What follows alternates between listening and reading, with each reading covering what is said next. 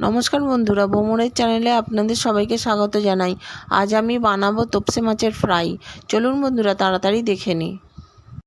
প্রথমে তপসে মাছগুলোকে ভালোভাবে পরিষ্কার করে নিয়ে নুন, হলুদ আর লেবু মাখিয়ে কিছুক্ষণ রেখে দেব। তারপরে ভালো করে রসুন, আদা, লঙ্কা, ধনেপাতার পেস্টকে ভালো করে মাখিয়ে দেব। বেসন, স্বাদমতো নুন, লাল লঙ্কার গুঁড়ো, জিরে গুঁড়ো, চিকেন মশলা, চিং চাইনিজ মশলা, কালো জিরে, অল্প জল দিয়ে পেস্ট বানিয়ে নেব।